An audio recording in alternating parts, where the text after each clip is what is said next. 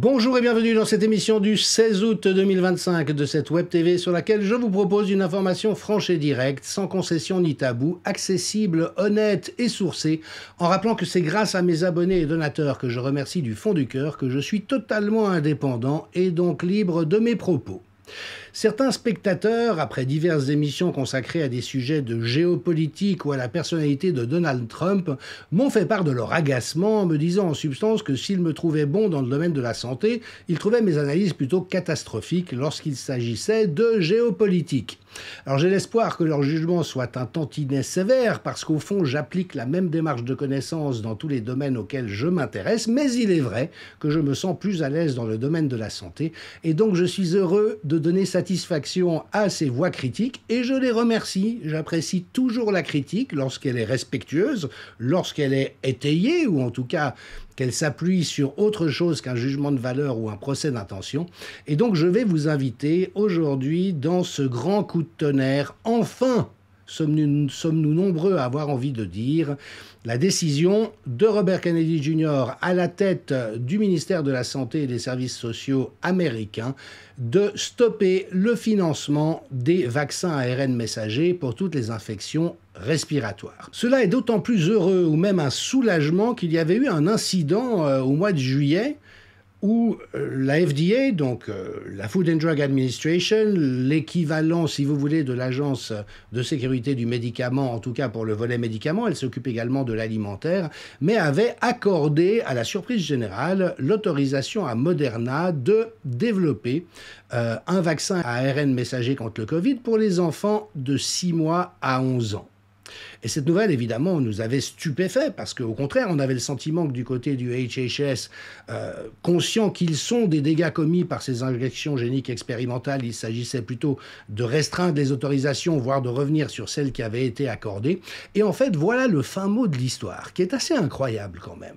Cette décision a été prise pendant que Robert Kennedy Jr. et Jay Bhattacharya, donc le directeur des National Institutes of Health, étaient en vacances.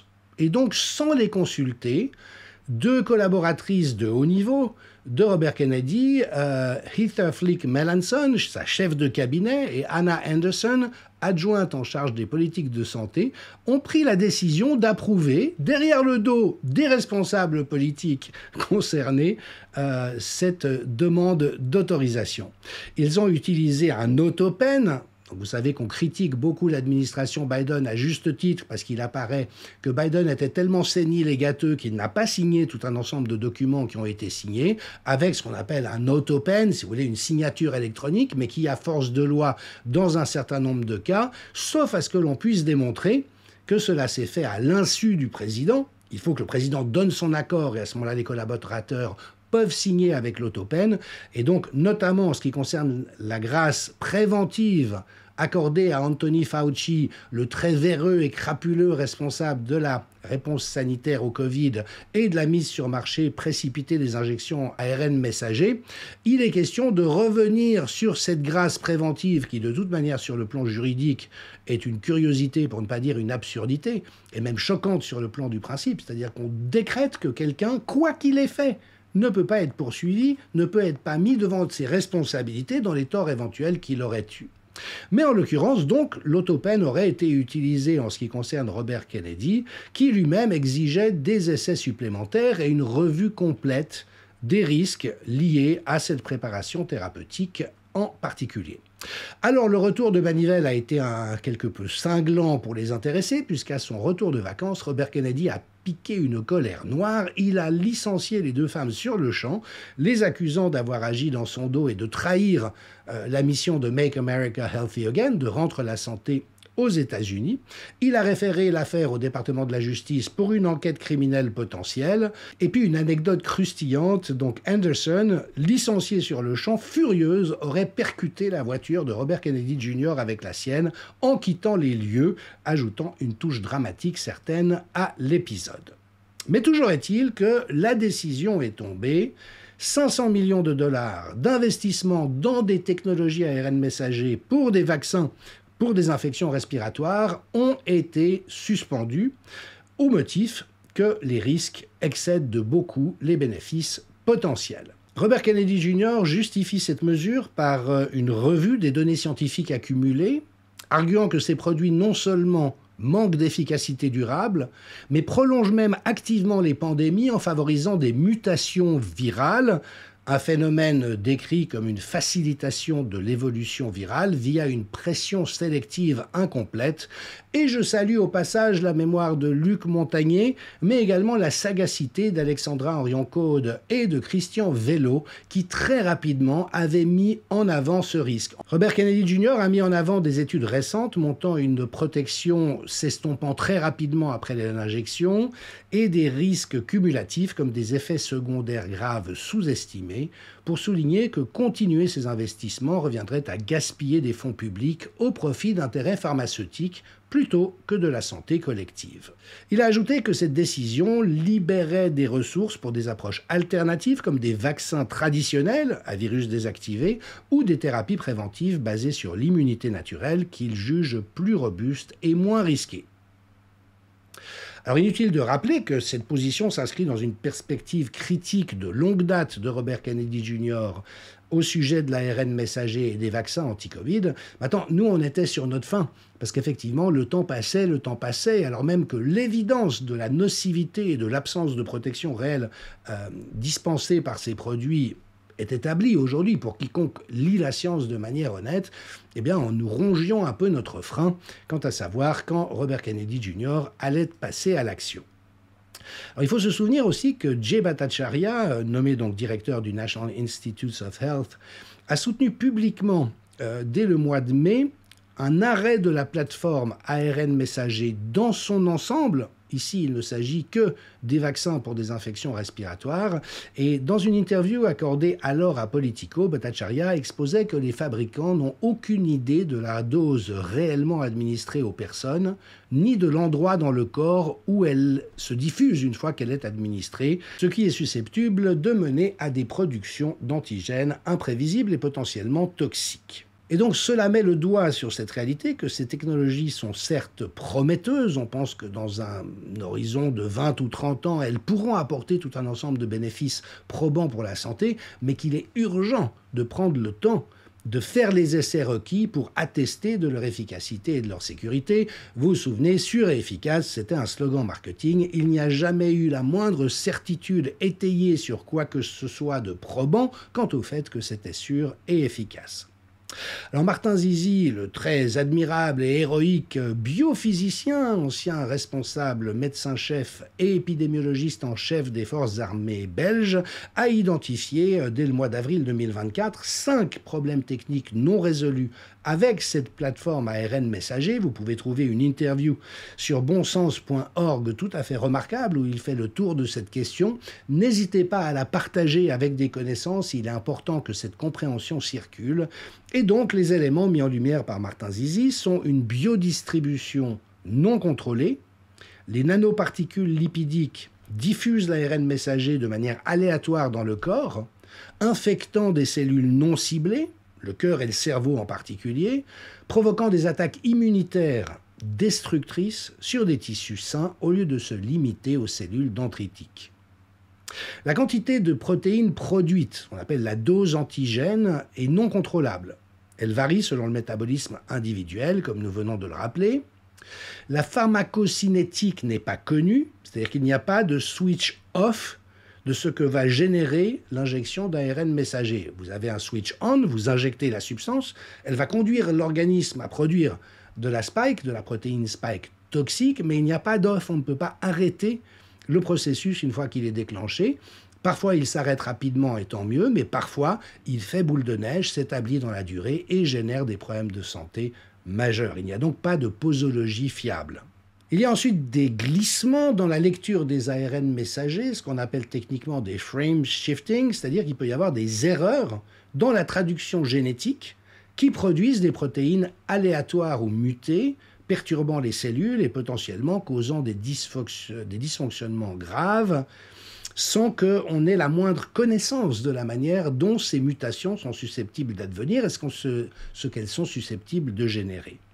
Enfin, il y a, là encore, Alexandra Orion-Coade l'avait relevé il y a longtemps, l'utilisation de la 1-méthylpseudo-uridine et pas de l'uridine caractéristique de l'ARN. C'est-à-dire qu'en fait, on a mis dans le pseudo-ARN messager, qui est en fait est un ARN modifié, une molécule synthétique, dont on n'a aucune idée des effets qu'elle peut avoir sur le corps. Ça a une vocation pharmacodynamique, c'est-à-dire de stabiliser l'ARN messager, mais avec des risques supplémentaires, et il semble que malheureusement cette substitution soit notamment impliquée dans les turbocancers. Alors, évidemment que la décision de Robert Kennedy Jr. tombe à un moment où le sujet est sensible, parce que les études s'accumulent. En fait, ça fait depuis les débuts que ça s'accumule. Faut-il rappeler une fois de plus que les études mises en avant par Pfizer, publiées dans le New England Journal of Medicine, pour prétendre que le produit était sûr et efficace, étaient truquées. Nous l'avons montré avec Alexandra Orion-Coade et un autre chercheur, nous pouvons montrer exactement où les données ont été falsifiées, où des choses ont été reléguées au fond des annexes pour ne pas montrer, par exemple, qu'il y avait plus d'incidents cardiaques chez les injectés que chez les non-injectés à 2 mois, qu'il y avait plus de décès chez les injectés que les non-injectés. Bref, tout ça était bidon depuis le début. Et évidemment que les études continuent de sortir et à s'accumuler. Il y a cette épidémie de myocardite et de péricardite, notamment chez les enfants, avec littéralement des milliers et des milliers d'études revues par des pairs, publiées dans des revues, qui documentent la nocivité des injections ARN messager anti-Covid. Les faits sont là, mais évidemment que tous les propagandistes et les hypnotisés ne veulent rien savoir. Donc vous avez un site, react19.org/science, sur lequel vous pouvez aller pour voir une compilation de ces études. Et puis, Robert Kennedy Jr. avait lui-même rappelé qu'on a effectivement des milliers d'études attestant de ce danger. Et comme le souligne l'excellent commentateur François Tara, c'est du complotisme de croire que 5000 études scientifiques mentent. On ne sait pas très bien dans quel but d'ailleurs, mais toujours est-il que continuer à n'en pas tenir compte est criminel.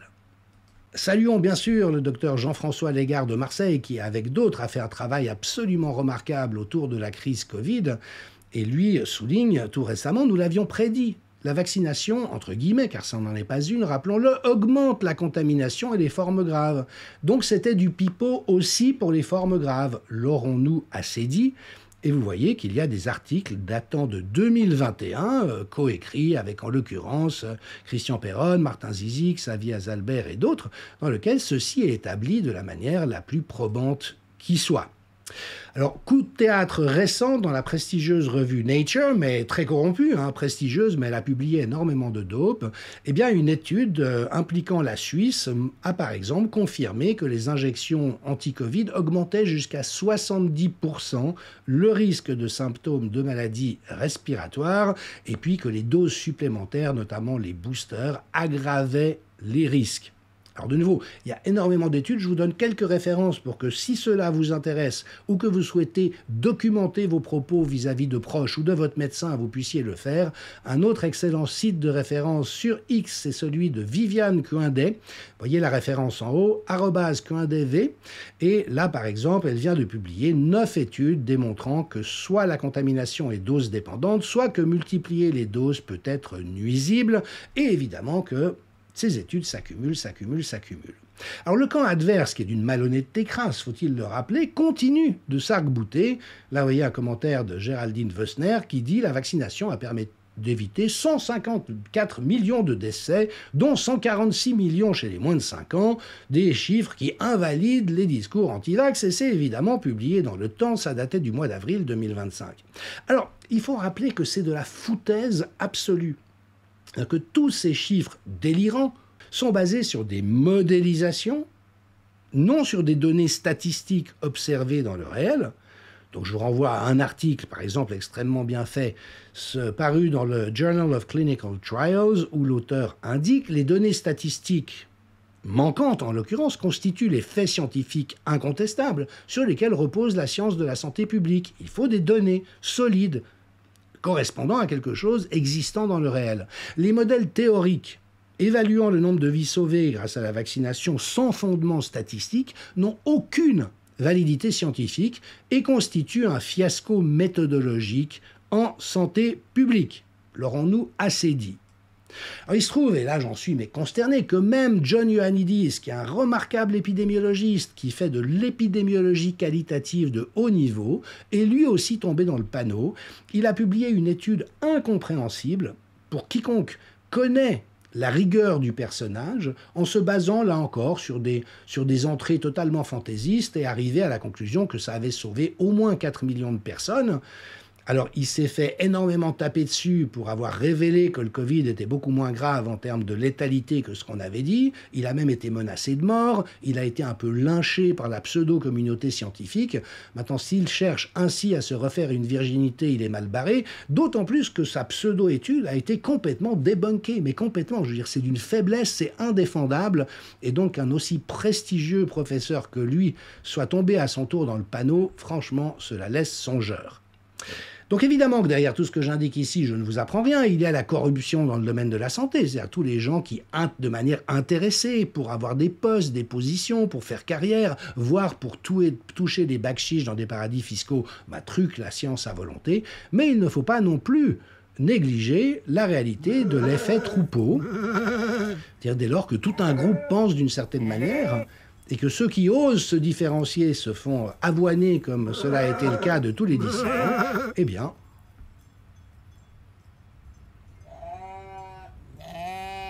Il n'y a pas de mais. Il n'y a pas de mais. Eh ouais, il n'y a pas de mais. Alors de nouveau, la situation est vraiment extrêmement explosive. Il y a également des films, des articles qui sortent enfin dans les médias, les revues médicales qui ont été très largement biaisés en faveur de ce qui soutenait l'industrie, sont en train de corriger le tir, entre autres parce que Bhattacharya et Kennedy les ont menacés en disant vous ne pouvez pas être unilatéraux dans les papiers que vous diffusez. La vraie science, c'est avoir du débat contradictoire. Donc, ils sont un peu en train de corriger le tir et sortent actuellement des films remarquablement bien faits. Il y en a un certain nombre. Ici, je vous parle d'un film événement dont la sortie est toute récente qui s'appelle Inside mRNA Vaccines, c'est-à-dire dans les coulisses des essais vaccinaux. On y trouve tout un ensemble de figures, dont Robert Malone, Peter McCullough, enfin toutes sortes de personnes, et il montre la réalité des essais, mais aussi en donnant la parole à nombre de victimes de ces produits qui vraiment ont été imposés de manière irresponsable, et je le répète une fois de plus, criminelle. On a piétiné le consentement éclairé des gens en mettant en échec une science loyale, et donc les médecins ont fait pression sur leurs patients sur la base de données fausses, pour s'assurer qu'ils se soumettaient à une expérimentation médicale, ce qui relève du crime contre l'humanité. Je me permets de le dire une fois de plus. Alors, ce documentaire a été traduit par l'Elastique, que je salue ici. Vous le trouvez sur sa chaîne YouTube. Bravo pour ce magnifique travail de traduction et tous les autres. Donc là encore, n'hésitez pas à en prendre connaissance et à le faire circuler largement autour de vous. Alors évidemment que l'Association médicale américaine a réagi avec déception à la décision de Robert Kennedy Jr. Et Jay Bhattacharya, avec son flegme tout britannique, même s'il est indien d'origine, a répondu « Mais ce que l'Association médicale américaine semble oublier, c'est qu'en 2021, elle a encouragé des obligations vaccinales contre la Covid-19 qui ont ignoré à la fois les données scientifiques et le principe du consentement éclairé. Ce mépris, ajoute-t-il, a considérablement contribué à l'érosion de la confiance du public dans les établissements de santé. Il est temps pour l'Association médicale américaine de reconnaître cet échec, d'y réfléchir et de prendre des mesures concrètes en vue d'une réforme. » Et il rappelle l'épreuve des positions de l'EMA. Alors évidemment que c'est une position très forte et vous voyez effectivement la presque douceur avec laquelle il le fait, mais en même temps une douceur d'une fermeté extrême. Et ces gens, ces groupes corrompus de multiples manières, sans mauvaise intention pour certains, mais en toute connaissance de cause pour d'autres, effectivement sont au pied du mur et vont devoir tôt ou tard rendre des comptes sur leurs inconduites. Je rappelle aussi, bien sûr, le remarquable travail de mon éminent confrère Laurent Mucchielli sur la construction d'un tabou politico-médiatique en ce qui concerne les effets indésirables des injections anti-Covid. Ça a été publié dans la revue Dogma, qui est disponible en libre accès. N'hésitez pas à aller télécharger cet article, à le lire et à le faire circuler, parce qu'il faut qu'on parle de la réalité de cette censure et de cette propagande absolument insensée. Alors maintenant, posons la question de fond.